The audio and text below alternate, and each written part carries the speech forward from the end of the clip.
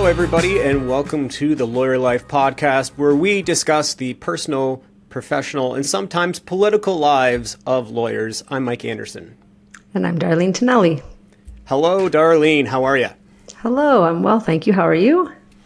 I'm fine. I have to say, I don't know if I've ever said this before in my life, especially since being an adult. I think I'm being bullied by a 6-year-old at my son's school. And it's on my mind, specifically. What do you mean you're being bullied? Well, it doesn't seem intentional, but it's awkward. So he always is like, when I get to the school to pick up my son, he's always there. And he's like, oh, hi, Tommy's dad. And recently, he saw me without my hat on and found out that I was bald. So now, anytime I pick up my son, this other boy is there, and he says, hi, Tommy's dad, and he turns to anybody nearby him and says, he's bald! He's bald! Which is a fact, and I can't begrudge him for saying that. I have no idea how to respond to it at all. I have no clue whatsoever. Like, what do you say in that, like, Gosh. Yeah, I am. Thank you, Matthew. Thank you. Yeah, thanks for noticing. Good skills. Noticing. I don't know. Are his parents around? No. It's just, he's always... Just you and him. He seems like a character in a movie almost to me. Like, he seems like he should be in Billy Madison or one of these, like, you know... Yes. I know movies this with character. An elementary school kid. He's just always there. It's just like, no matter where I look, when I pick up my son, there's Matthew. Hi, Tommy's dad. He's bald. That was a real, like, early 90s movie trope, right? He's got that vibe. He's got an early 90s movie kid vibe. Yeah. Interesting. Well, completely innocent, but he's getting me. He's getting me right where I got good, you know? Well, there's something there. That's the thing. Yeah. Mm-hmm. Also, kids, I don't know, their honesty is generally so welcome, and then sometimes so not, right? Yeah. It's also just weird. It's a weird attention drawing when anybody points out something about your appearance to others. It's a like, I don't know how to, like, it's a funny, anyway, Matthew, you're a good kid, I think, but maybe lay off the ball talk. You know, if you're listening to, I know you love the podcast. He's a big, I know Matthew. He's one of the original Wait till you hear you're the bald podcaster. And he has a podcast. Do you think, I bet you that baldness over-indexes on podcasters almost more than any other demographic? Really? Oh, why do you think that? I just think, like, I feel like the age of most people, I don't know, actually, no, younger people are podcasting now. Maybe it's just the stereotype of, like, the 40-year-old white guy in his basement making a podcast with his buddies. Oh. You know, Joe Rogan, biggest podcast in the world, bald guy. Okay. You know, we're well represented. Well, as you know, I have a lot of bald Michaels in my life.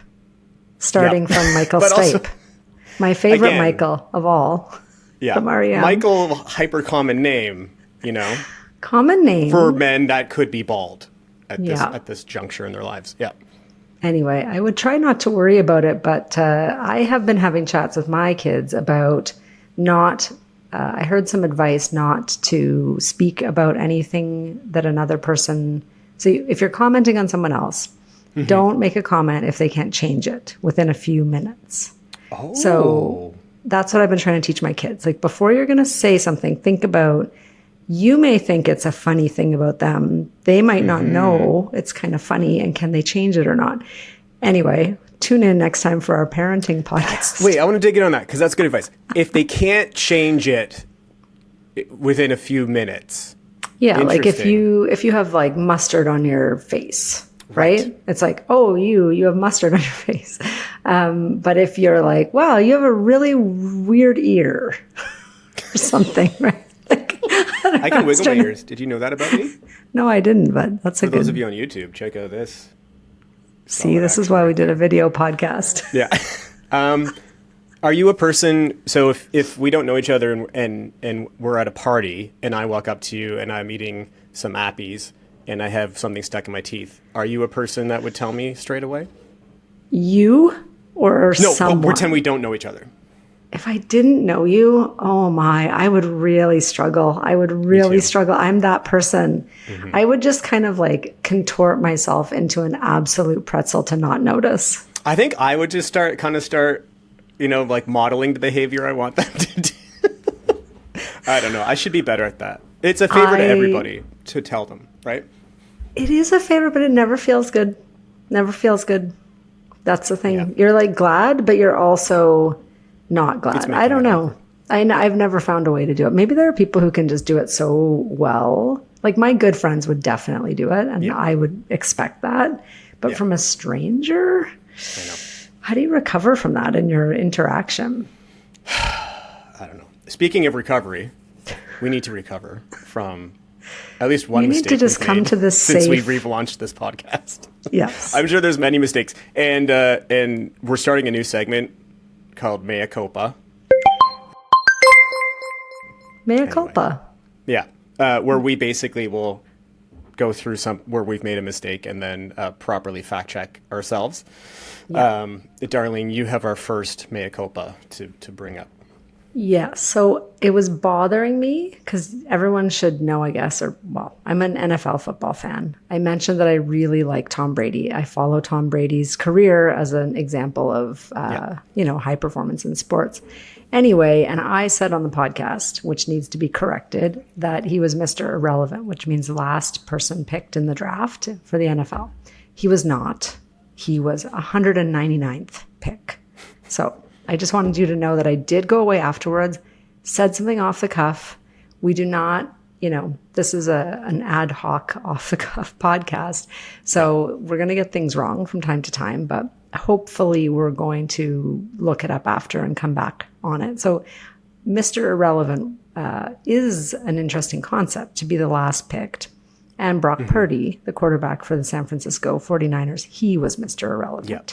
So I had them confused in my mind, but I'm still learning. I'm on a steep learning curve of NFL paraphernalia, but you are I take officially ownership forgiven for this egregious mistake that you've made. Thank you. Is that a weight off? Do you feel much better now? I do, just because it was out there and I just needed to clarify. So anyway, yes, thank you for that. We'll keep that also, up. if you think if you've picked up on a mistake that we've made in previous episodes or this episode as you listen. Reach out to us, I guess through Instagram would be the best way, at Lawyer Life Pod, and tell us where we've made a mistake, and we will credit you in our new Mea Culpa segment. We have our standard list of stuff we want to talk about today. Earlier I guess it was about a week ago, you sent me some blurbs of a new book you're reading. I'm reading Meditation for Mortals, yes? Yes. So and you promised you're going to hold it up. I'm going to work. Non-awkwardly is what you said. There it is. Yeah. Look, it's tabbed. So it looks much like my law school summaries. This is a great book. It was recommended to me by a client friend. And it is by Oliver Burkeman, Meditations for Mortals, 4 weeks to embrace your limitations and make time for what counts. Why I wanted to talk about it is that we said at the beginning of this podcast, we're going to go back and try to, take responsibility and ownership for the fact that we were really into the self-help movement. And we are still. I still am a self-help junkie. You're like, but it's like the post-self-help movement. This is it's like post-punk. Yes. And this book is going to maybe be like a beacon for us because this is almost like anti-self-help. So on the first page, it says, as a quote, "It's easier to try to be better than you are than to be who you are," by Marion Woodman. That's a quote that I thought was very appropriate, which is, and so much about what this book is. It's like, do you spend so much time trying to be better that you just kind of forget that you're living your life? So I wanted to talk to you about it because great book. So I read it. Why, Darlene? Why talk to me specifically? Are you trying to tell me?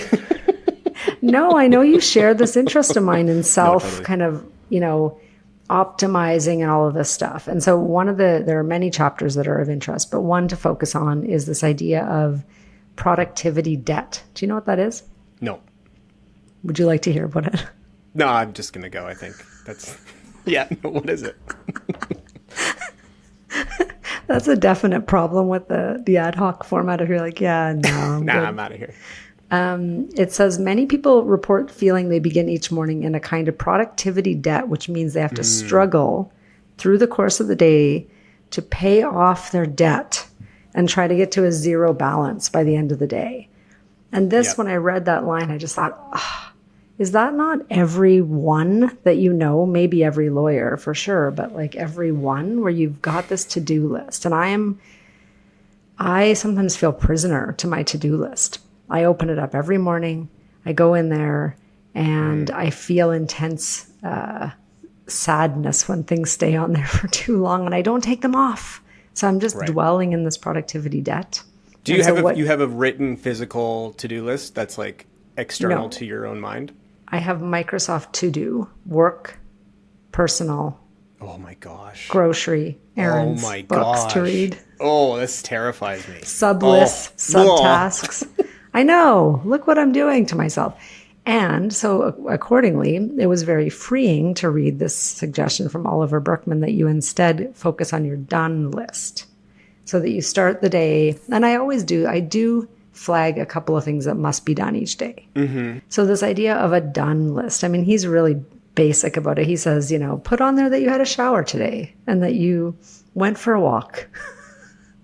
And I'm like, well, what do you think? Mike is making a face that says he hates this idea. I understand intellectually this, but it's very counter to me emotionally to like give myself credit for having a shower. Well, he does say that. He says the Stoics would not appreciate this approach. And I know you and I also appreciate the Stoics. So the Stoics would prefer to just, struggle through their triathlon training is kind of the example. The Stoics are very hard on themselves. Yes. Which I also think we're trying to get away from. But I think everything is about balance. And I do feel this to-do debt or whatever, however it was put each day. I know the days where I feel like it's just this kind of like, it's more notional for me. It's not like check boxes on an app, but there is a feeling I have, especially at the end of the workday, of like, that was time. I used my time well, and I felt productive, quote unquote, today. And mostly that's the feeling that I seek of just like, was I productive today? I definitely falls victim to. I think one of my main things I'm trying to work on now, and I've seen it as a strength, but now I'm seeing it's probably not, is like I've always been quite focused on like optimizing like how much I can fit into a certain period of time.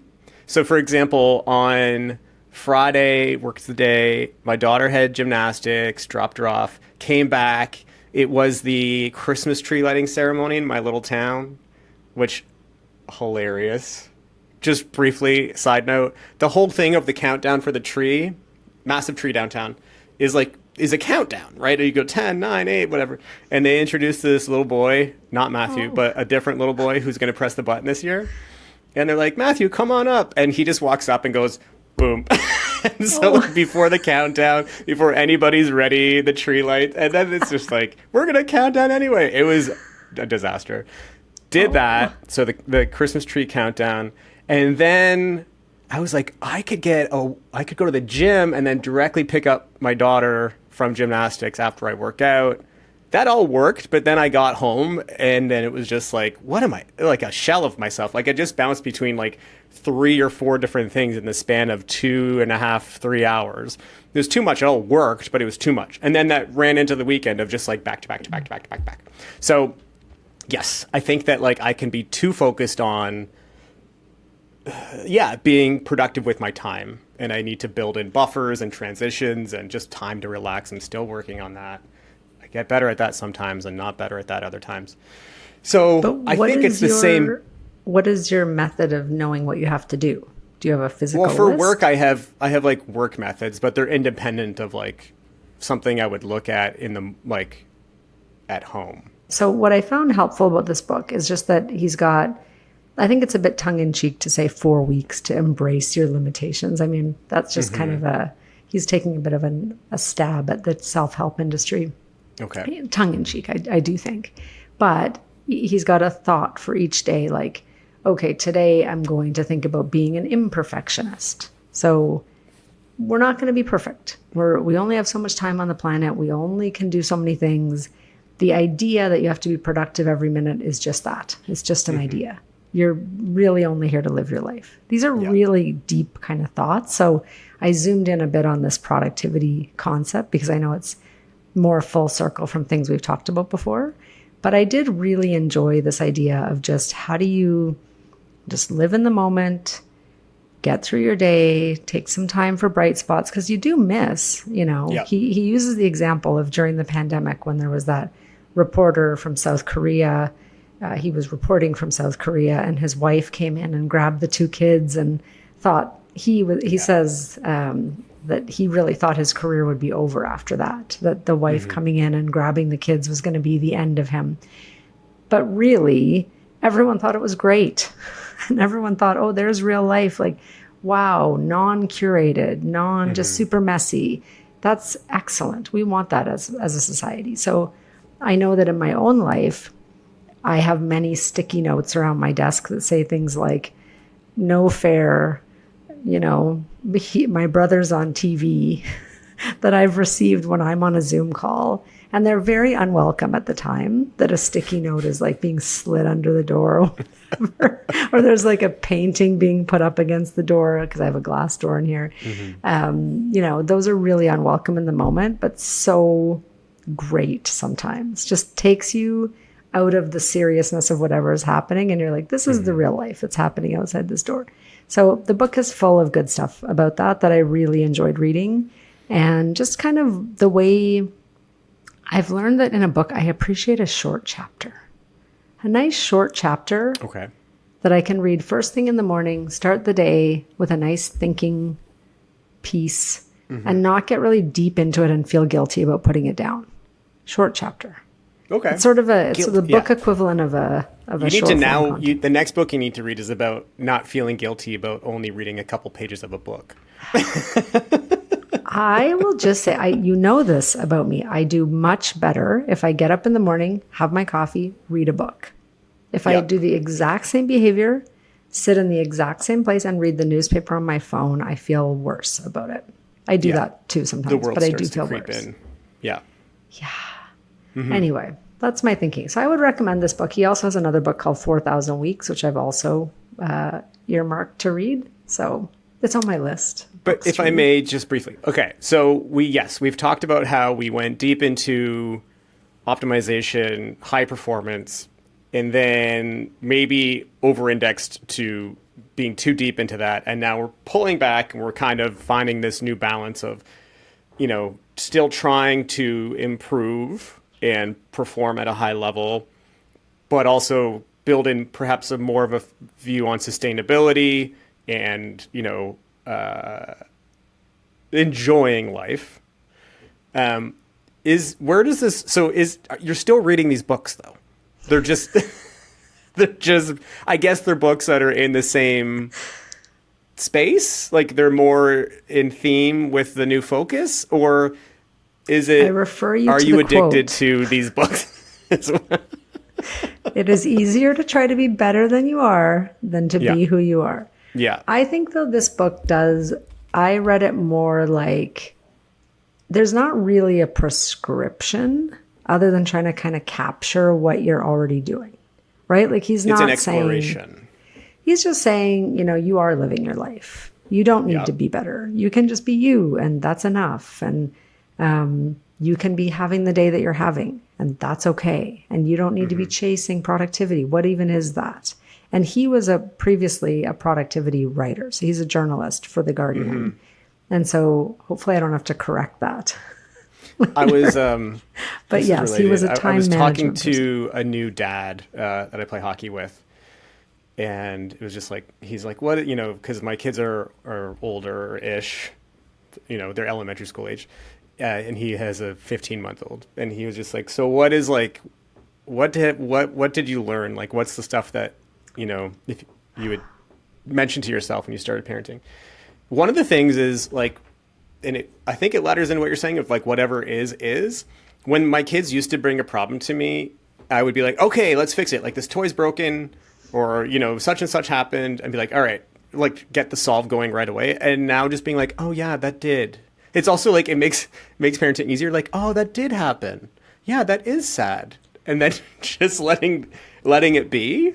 Do you know what I mean? And then sometimes they'll drive the solution. Sometimes just the acknowledgement is good. And it's that whole thing of like, even when your partner brings up a problem, just being like, oh, yeah, that sounds bad, instead of trying to like problem solve right away.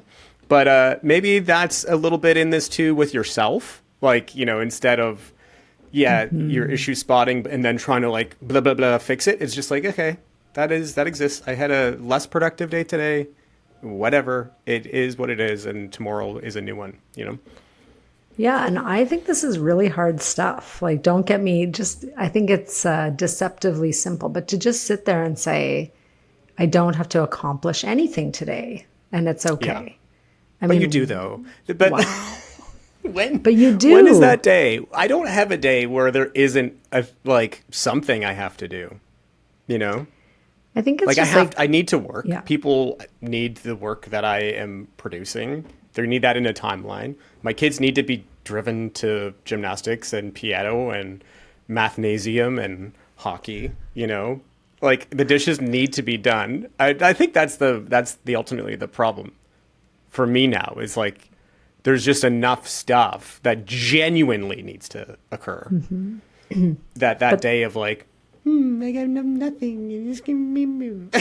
I don't have it. I think and to be clear, he's not suggesting just sitting around doing nothing. He's just suggesting defining a day where the day gets away from you doing things like gymnastics and mathnasium and everything. He's like, that is the work for today, right? Like those are the things that you did today. That was the work, as opposed to, I didn't do these 10 things that were on my list, right? It's like, this is your day. You do what you do. You put one foot in front of the other. You take action. He doesn't recommend not taking action. And he actually thinks that sitting on the sidelines and kind of trying to read about taking action, he would caution against, right? Because it's not reality. So he's tackling reality from all different perspectives in this book.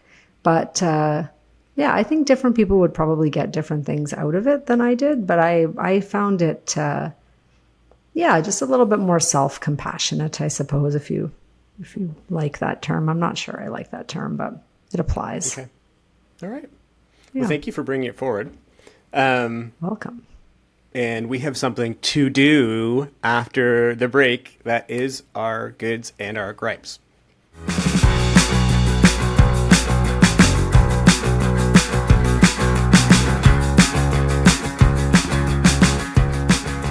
We are back with our goods and our gripes. Goods are things we want to promote and support, and gripes are things that annoy us. Darlene. Okay. My good this week, I was going to say that you could go first, but I'll roll with it. My good. Okay, so first of all, did you see the Beavis and Butthead Saturday Night Live skit? Of course. This was a half year ago, but yes, the funniest thing that happened in that period of time, for sure. So I've only been recently sent this. I'd missed it at the time. I don't watch it. So I see it from time to time. I just want to say two things I love the most about comedy. One, when the comedians themselves cannot keep a straight face and are laughing in the skit. I love that. And I think this skit is a classic, perfect example of it, where I'm sure everyone has seen it because it has hit the zeitgeist, so to speak. But just the Heidi Gardner's reaction to seeing Butthead, I will play that for a laugh and just a change of state multiple times. I think they're buddies. Like Heidi Gardner and Mikey Day are super close. Okay. And she says that he can't remember the phrase that she used, but he basically like purposefully sunk her with like the first look he gave her. Was that like, when your friends, there's a look that your friends give that you just know. And she said that she was like DOA once he did that. Yeah. Oh, but the makeup department, like that, you need to win every single Emmy in makeup just for that one bit. That was such a good bit. Yeah. Well, and they also say about like Kenan Thompson is one of the longest serving, if not the longest serving Saturday Night Live. The longest for sure. Yeah. The longest. Yeah. And you see in that skit why. He sets it up so perfectly. Just the way he plays the kind of straight man just makes the skit as well, right? Like he makes everybody else funnier, which is the dream. Anyway, I loved that skit, and I'm just going to use it for... I also really liked when Ryan Gosling's character says, "I have a very busy life." That is a great line. Yeah. It's my favorite line that I've heard in years. Anyway, that's my good for this week. Yeah. My good is my daughter and I went to the home opener of the Toronto Scepters PWHL game, and they nailed it. It was such a good experience. The game was incredible. Also, the league has been innovative with rules. So in hockey, obviously, when there's a penalty, player goes off, and one team has 4 skaters, the other team has 5 skaters. And this is an advantage, obviously, for the team with 5. The PWHL has this rule called a jailbreak, which is like if you're the team with 4, you're killing the penalty. And if you score, then your player comes out of the box, so that you don't have to wait for the 2 minutes to come up. So there's a massive incentive to actually try to be on offense when you are shorthanded. Right. And that was the first Toronto goal of the game, was a jailbreak goal. So it was like, it's great to see. It's innovative. I think it's good for the sport. It's a well tailored innovation, which my gripe I'm going to get to, which a not well tailored innovation. And also the goal song is perfect. It's Hot to Go by Chapel Roan. It's like you couldn't find a better goal song. And the Toronto Maple Leafs have been searching for like a goal song forever, and they've just not found it. It's not been good. Anyway, the Toronto Scepters, wonderful experience. My daughter got to like give high fives as they came off the ice after it was just like magic. It was great. Fan base is passionate. Everybody's so kind. Hugely positive vibes. Lovely experience. Is that fist bump thing for the players? Does that happen in the NHL anywhere? I don't think so. So the other great thing too is like this just happened. Like I actually stumbled into the area, like we were going to our seats, and on the way to the seats, it's just this like pass through where the players go onto the ice. So they have like security there, and they have those like airport movie theater, whatever their things. And so I think it's specific to that arena just because of the location it's in. In most professional hockey arenas, if not all, it's all separate from fans. And other than like some overhang when they first come off the ice, there isn't that ability. They do the like, hey, this kid's team is going to be coming on the ice with us, but not nearly that accessible, which was like also a magical thing. And it seems to, it was great. It was really nice. That's so cool. That she got to do that with women playing hockey. Yes. And it was her first major professional sport. We've gone to Blue Jays games, but like this was the first time. She's 8. And you know when like you finally clue in on collective, like when the crowd goes wild and you're part of it and you feel that like, or you're going to like a massive concert, that scale of excitement. I feel like it's the first time she really like felt that high, It's an incredible thing because they won with 2 minutes left in the game, or they went up with 2 minutes left in the game. Massive, fans going nuts. It was great. So, yeah, wonderful time. I look forward to being back. What is your gripe? I don't want to be too sports centric, but this is like Major League Baseball has floated this idea of something called the golden bat rule, which is the opposite of a well-tailored innovation. I really hope it's not going to happen, but the commissioner is talking about how they've been talking about it at owners' meetings and stuff. The idea is at any point in time in the game, only one time in the game, but at any point, the team can just decide their best hitter is going to hit, notwithstanding where you are in the batting order. So if your best player normally bats second and your 9th batter is up, who normally is one of the worst batters, you can just like one time a game, just like, oh no, our best hitter is going to hit now. And it's just like, it's too much. It messes with the integrity of the game too much.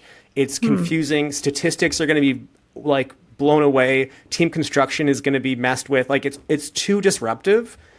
And I'm a big baseball fan. It's already hard to describe the rules of baseball to people. And a lot of those rules are natural rules that arise because of the gameplay. This is like a weird, artificial, impossible to explain rule, and I really, really, really don't like it. And I think why it would are be they doing it? To make it more interesting? more offense, more interesting. Like, I don't know, have the stars. The thing about baseball, especially unlike a sport like basketball, your good players actually have a limited opportunity to touch the ball, to interact with, like, they hit basically the same amount as the worst players, a little bit more. They're on the field the same amount as worst players. So I think they're just trying to, like, give stars more of an opportunity to be stars. But it's too much. It's the Microsoft Outlook of Changes that no one asked new for. rule innovations. It's like, Well, stop messing with a good thing. Stop it. It's fine. I feel like I would like this. Oh, I am the baseball fan who goes in the 5th inning because that's as much baseball as I can watch. well, yeah. So I mean, and maybe you are the target market. I think Maybe I'm they their need target you to market. come along. I mean, like, they have me anyway. So, yeah, maybe they should be asking the Darlenes and not the Mikes. If this Well, is a good perhaps idea. they were, and that's where this change came about. Because I think it adds, because otherwise it's just like do. I find Baseball baseball. is do. That is what it is. It's not going Yeah. to change. Just because one time in the game some batter is going to come up more often, that's still going to be then do you'd to be do. like, Like, when's you the golden bat? you're either When- down with the pace or you're not. Like, it's not. It's going to get in the way. I think it's a bad idea. Anyway, But you know those games where you're sitting there and it's like 0-0 till like the 7th inning. Yeah. Then it's 0-0 in the 8th inning. Yeah. Then it's like bottom of the 8th, 1-0. Like these games have put me off baseball. So I would love if a golden bat would come on in there and hit a He's probably going to. grand The funny thing slam. is, there's a more than 70% chance he's going to get out anyway. Even the best hitters Right. are. Well, I guess. Yeah. Anyway, they're batting 300. Their on base might be slightly better, but anyway, I don't like it. I felt very guilty telling you that I only go to baseball games. I don't mind people not liking baseball. It's like, I like it's an it acquired for taste, and I short amount happen of to love it. But I get how other people wouldn't, because on its face, there's not a lot going on. And it like the interesting parts, you have to go very deep into the sport to actually find those interesting things. And yeah, When I watch with my dad, I enjoy it a lot because he's like, look at the third base coach. Look what he's coaching him to do. And Yeah. then you see it from a different, any game, right? Any sport. The reason I love NFL is because I'm understanding the rules now. It's very strategic. There's a lot to it. There's a lot of interesting stuff happening. It's a real team sport. Everyone can contribute in a serious way. It's a really interesting sport once you know the rules. If you don't know the rules, it's just like, what are these people even doing? yeah. Why do people like this sport? So anyway, It would be like in the NFL if, like, once one play in the game, you could have 5 more players on the field. Like, but you don't need it What's in the going on NFL here? because crazy things happen. Like this weekend, some really, really interesting plays out to of you, because you're a fan, Darlene. Because you're a fan. I guess This so. is where But, we're on. Yeah. You know what? Also, because there are characters. So maybe for baseball, do you find that there are characters that you know what they're going to do? And that's the other angle, right? Like it's not like WWE wrestling where they have a real character and a costume and all that stuff. there are. But, or a They're getting rule. better at that too. But anyway, we should get to your gripe. We're going too deep into this. My Yeah. gripe. My gripe, and this will be unpopular, but I am getting tired of music that sounds just like regular music in shows in particular. And I know why it's happening in sports as well. But a lot of the TV sports ads that I'm watching have music, meaning just created not from an artist that you're familiar with, just kind of made to put a bit of music in there. And music has always existed. Every elevator, there's always been that. I find it really grating. I don't know why. I don't know what it is exactly about it. I would love to hear the music that I love and Yeah. people have shown themselves to love and want to hear. I would love to hear that out in public. But I don't. Do you? Is it just me? Has the It's algorithm definitely become flagged more me? common and normalized, but also there's so much more content. Like I can think of, have you ever watched Selling Sunset on Netflix? I watched the first episode. Sorry, I did watch one episode. It's I wild. do think I would enjoy it a lot, but I did not allow myself it's to wild. watch it. But it's like all that music is Muzak, but it sounds all like it could be a certain era of a Taylor Swift song, or like stuff like that. So I don't know. Not a fan. That's my gripe. I'm not going to gripe about it all the time, but every now and then it kind of hits peak gripe. And I find on Netflix there's a certain amount of all the shows have a similar kind of dark, edgy, like they typed in dark, edgy as their keyword. And then I watch it and I'm like, I don't like this dark, edgy music. It makes me feel anxious. Gotcha. I think it's programmed to. This is the thing. We're going to talk about algorithms a lot because they just are touching everywhere. And you're just like, I don't know that I want this many algorithms in my life. I liked a few at the beginning, but now I feel over algorithmed. I do like, and we could close off with this, I got my Spotify Wrapped this year. It's a wonderful example of being told your algorithm. It's interesting to be like, this is what we know about you, is really all the Spotify Wrapped is, right? Like, we're revealing to you who you really are based on our data. Like, that is what it is. And it would be interesting for the other platforms to be like, here's what, like, for me, for example, to know that because I listen to music all day as I work, and oftentimes elsewhere. So I'm in the top 2% in terms of listening time in the world. Wow. For Spotify, or as well, like certain artists where you can see where you slot in terms of how much you listen to them, like not like relative to everybody else. Interesting stuff, right? And I would love to see more reports, and they do a good job wrapping it up. But it'd be nice to see more what the algorithm thinks of me across these other areas, because then you could actually action things, and if you know what it thinks of you, then you could change what you want it to give you and all this sort of stuff. But anyway, we'll talk about it more. Possibly a generational difference, but anyway. I want to know. I want to have all the information. You want all the data on yourself. I do. Okay. Okay, well, this has been lovely. Have a lovely week, and we will talk soon. Talk soon.